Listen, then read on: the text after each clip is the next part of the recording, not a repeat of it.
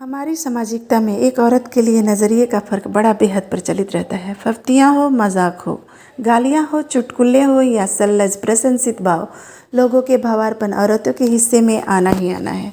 जैसा कि आमतौर पर होता है, एक सुसभ्य महिला की परिकल्पना ज़्यादातर लोगों के मन में गजब सी सिकुड़ी सिमटी, दिनहीन, हया व मन की कमजोरियों से युक्त, गृह कार्य में दक्ष यानी सर्वगुण संपन्न अबला की प्रतिमूर्ति सजीव रहती है। वहीं किसी ओछी, फुहड़, निर्लज, अभद्र या कुत्सित भावनाओं वाली महिलाओं का चरित्र चित्रण में स्वाधीन विचारों वाली औरत का ख्याल रूबरू हो आता है। मर्यादा का मापदंड लोक नज़रिए में स्वतंत्रता अनुकूल त्वरित है। जो जैसा सोच लिया उसके अनुसार वही भाव सत्य है। पर यथार्थ कहें तो यह भावनाओं का खोज निरर्थक तो नहीं, मिथक अवश्य है। कई दफ़ा पारंपरिकता की आड़ में वैमनस्यता पलती देखी जाती है। कई दफ़ा घूंघट की ओट में कलुषता छुपी होती है।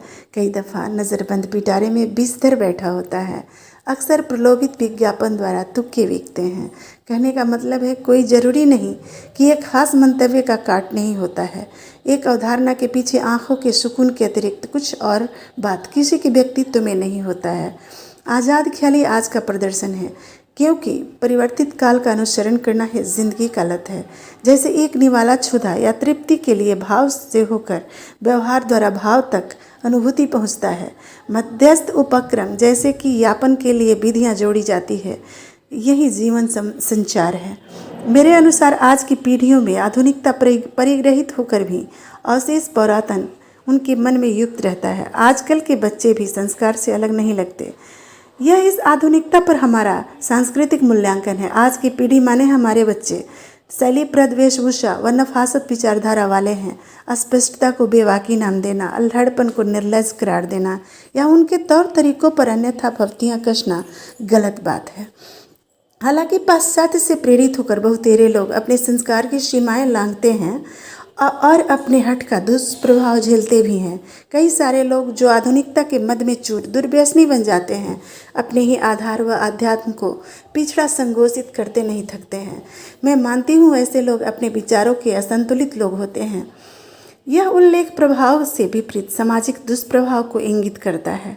कुछ एक लोगों की अभिप्रेतियाँ कलुषित होने से समूचा मंडल दूषित नहीं हो जाता।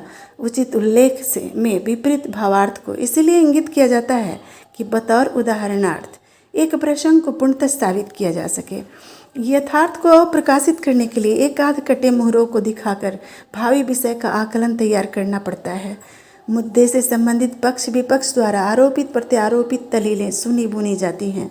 प्रेरणात्मकता के लिए अंधेरे की ओर जरा रोशनी फिराना अच्छी बात है, पर व्यभिचारियों को अत्यधिक महत्व देकर उनका प्रचार प्रसार करने से उनके विरूप मानसिकताओं को बढ़ावा मिलता है।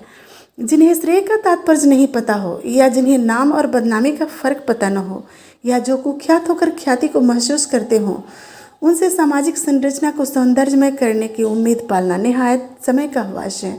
जिन्हें संस्कार व संस्कृति का मतलब नहीं मालूम, उनके लिए परंपराओं का संदर्भित भावार्थ अनबूझ ही है। ढोल नगाड़े से सितार का सुर कैसे बजाया जा सकता है, सोचने की बात है। जिद्दी होना भी एक लत है।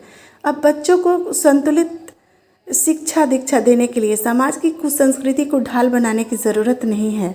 नैतिक उत्थान के मद्देनज़र अनाहक तस्वीरों पर मार्किंग करके उसे सरेआम दिखाते रहना उचित नहीं है। सबको उनके अपने परवरिश पर भरोसा होना चाहिए।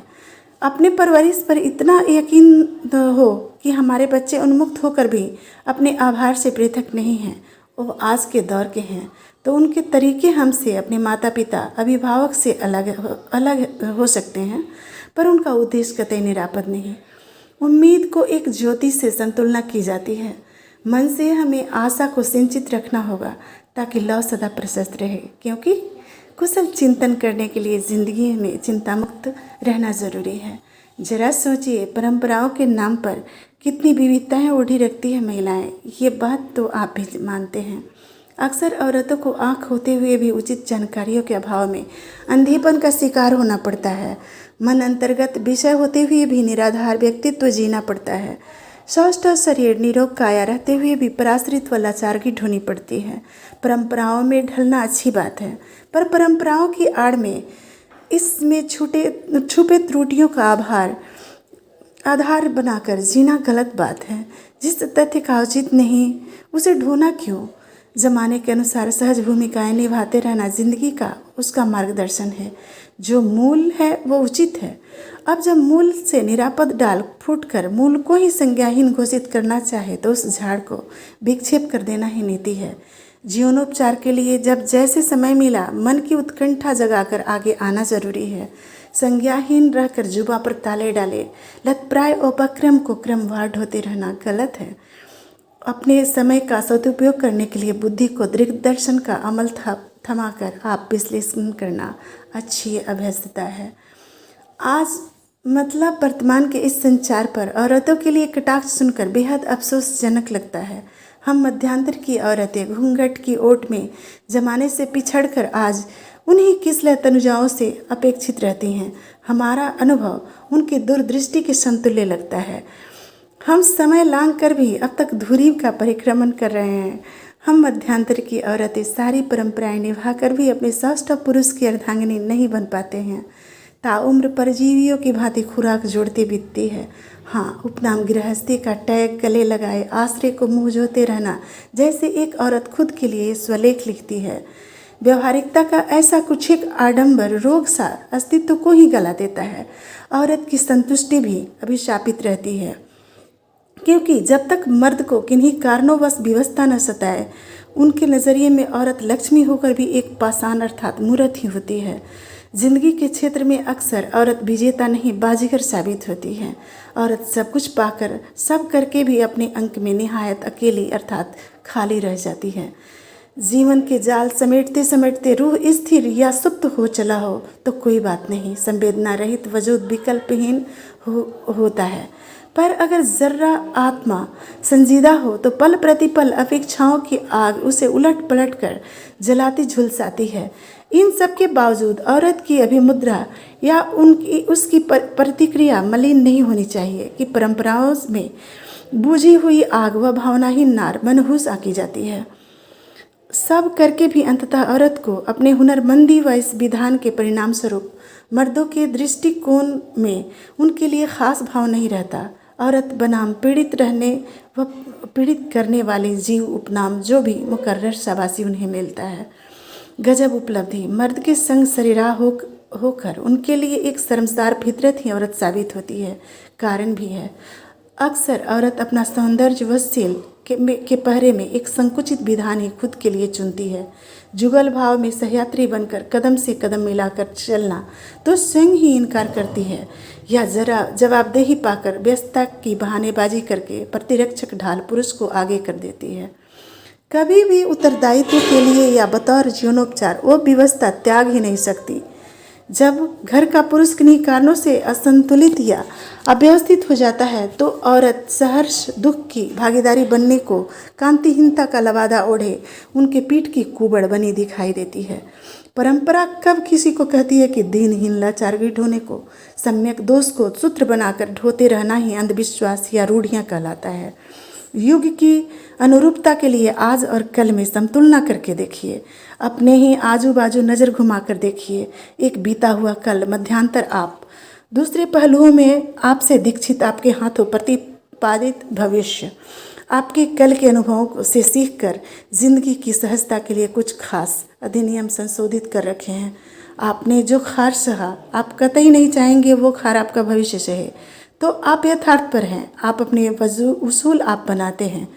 आप वक्त का ठोकर पाकर कुछ सीखे हैं। आप उन्हें कटुताओं को उपक्रम में पुनरावर्तित होने से रोकने के लिए अपनी क्षमताओं को खर्चते हैं। हम मध्यांतर की औरतें ढपते रहे आंचल में अपने नयन, जबकि इसी आधुनिकता का वसंत चढ़ाकर हमारी अपनी लाला आसमान की सैर सपाटे कराती है। हम एकल धुरी नापते रहे, जबकि इसी आधुनिकता के सह पर हमारी बाला पर्वतों को लांग आती है। हम टिमटिमाती बातें की उर्वरा संचित करने में आंधियों को बहलाते रहे, जबकि हमारी बिटिया पवन को भी चुनौती देकर घर घर रोशनी बांटती बिखराती रही है। अंततः कहूँगी, रोशनी का सबसे बड़ा माध्यम अपना मस्तिष्क होता है, वरना सूरज भी समयोपरांत छिप जाता है। आंखें भी सक्षमता संचित करने से चूक जाती है। व्यवहारिकता छोड़कर देखें तो पग से पहले दिशाओं को बुद्धि नापती है। समय अपना है, आज व कल में फ़र्क छांटकर समय की उन्मुक्तता में विचरिए। वह सबको विचरित होने को प्रेरित कीजिए।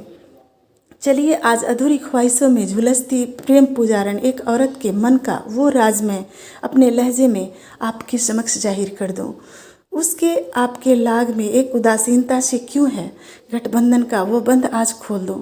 उन्मुक्त फजाएं असार जो होती है, सबके नज़रिए में एक औरत मन को मोहती है। जिस मोह के भावार्थ पर आप विश्राम करते हो, सोचो जरा, क्या आप मन से हमेशा सदा उसके साथ रहते हो, या चारा डालकर पासा फेंका, मछली फंस गई जाल। आपने स्वाद संजोने को ही चली थी ऐसी चाल। देखिए रजा बदनाम कर खतावार न बनिए, मेरे स्वरचित मुखड़े से आप अब एक औरत के मन को पढ़िए। उफ, ये खामोशी मेरे मन की जुबां पे राज करती है। सुर पर अपना वश नहीं, अब हमराज अकेली पड़ गई है।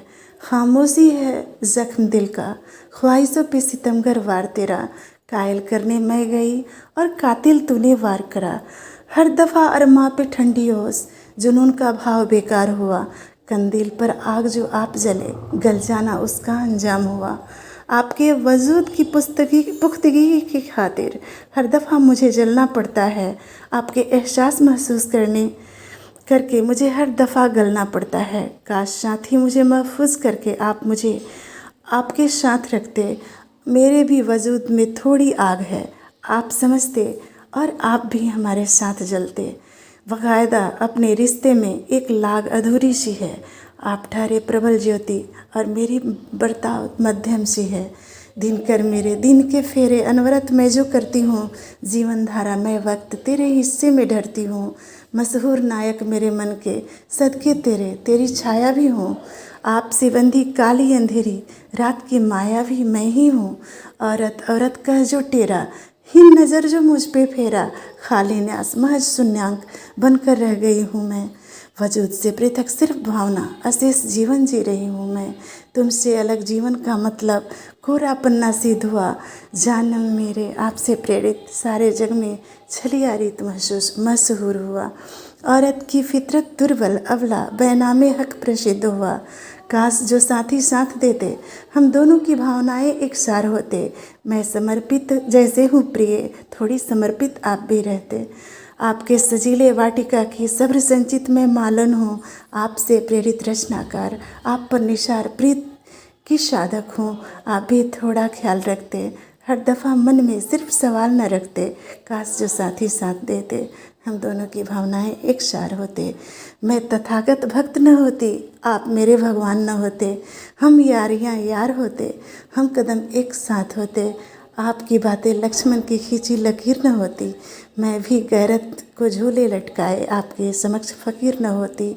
हमारे तथ्य के एहसास में सहर्ष भावनाएं आपके भी साथ होते। काश जो साथी साथ देते, हम दोनों की भावनाएं एक सार होते।